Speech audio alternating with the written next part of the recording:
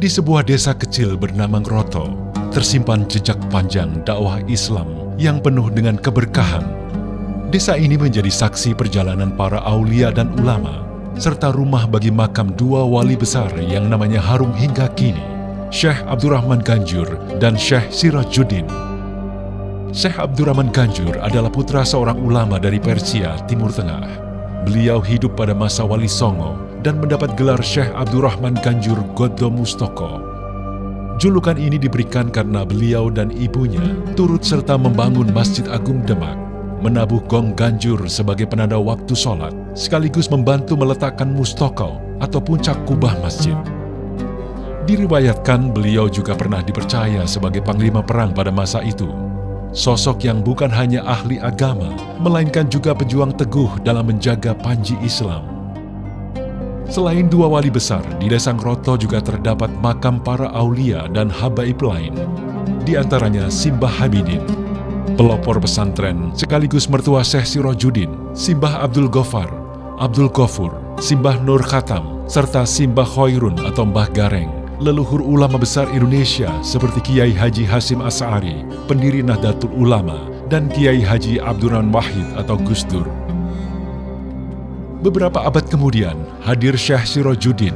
Menurut Kiai Haji Muhammad Utsman Al-Ishaqi, beliau berasal dari Madura. Maka tak mengherankan ketika Yai Utsman pertama kali berkunjung ke Ngroto, beliau menyebut bahwa daerah ini memiliki bau Madura. Beliaulah yang mendirikan pesantren di Ngroto dan menjadi pusat dakwah Islam di wilayah ini.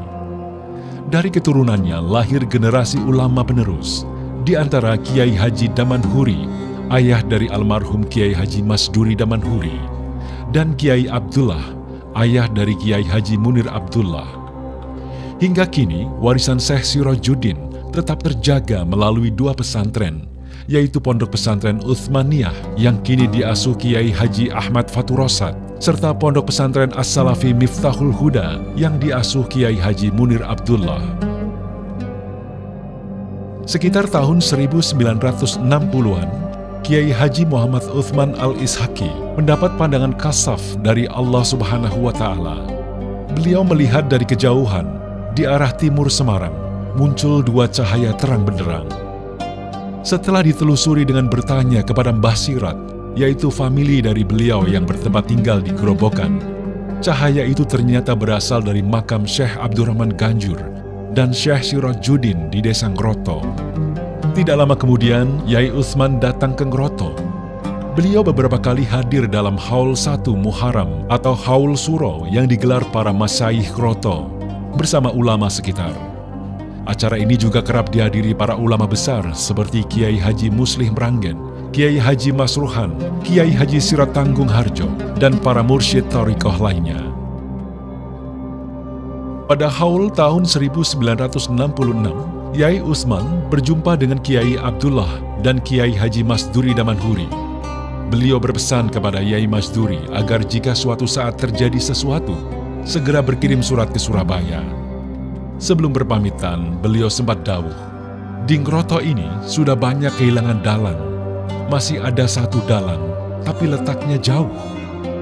Tidak berselang lama pada akhir bulan Muharram, Kiai Abdullah wafat.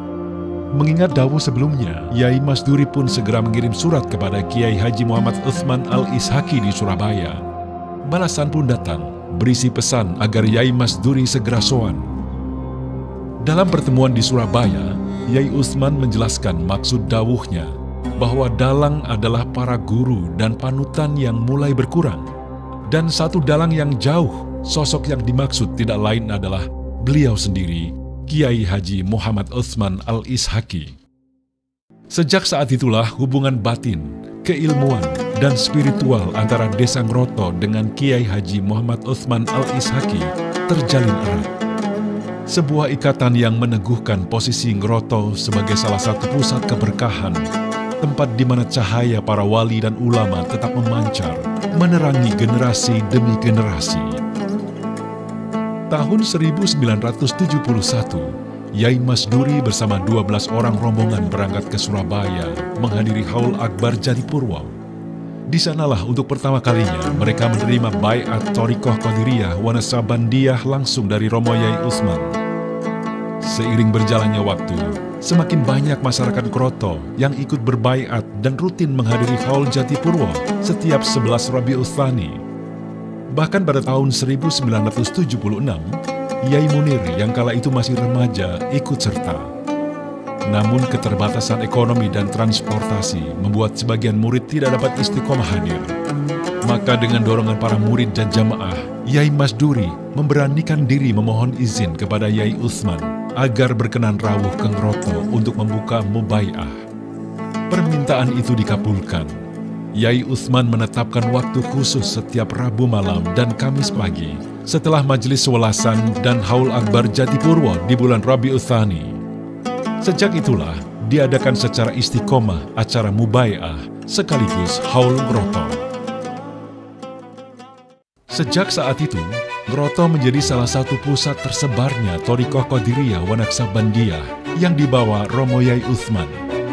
Setelah Kiai Haji Muhammad Utsman Al-Ishaqi wafat, estafet dakwah dilanjutkan oleh putra beliau, Hadratus Syekh Kiai Haji Ahmad Asrari Al-Ishaqi. Dari beliaulah kemudian lahir majelis-majelis dzikir, Maulidur Rasul, dan haul yang menyebar luas di Jawa Tengah melalui wadah perkumpulan Jamaah Al-Khidmah Indonesia. Demikianlah sejarah haul Ngroto bukan sekedar tradisi, melainkan anugerah besar yang telah Allah takdirkan. Ia adalah perjodohan ruhaniyah yang terjadi melalui tangan para wali Allah, Syekh Abdurrahman Ganjur, Syekh Sirajuddin, Kiai Haji Muhammad Utsman Al-Ishaqi, dan Hadratus Syekh Kiai Haji Ahmad Asrari Al-Ishaqi.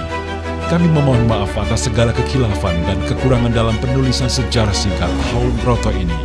Semoga Allah Subhanahu wa Ta'ala melimpahkan rahmat dan keberkahannya, serta menjadikan kita hambanya yang saleh, dan kelak dikumpulkan bersama para guru, para aulia, dan salafun as-sholih. Amin ya Rabbal Alamin.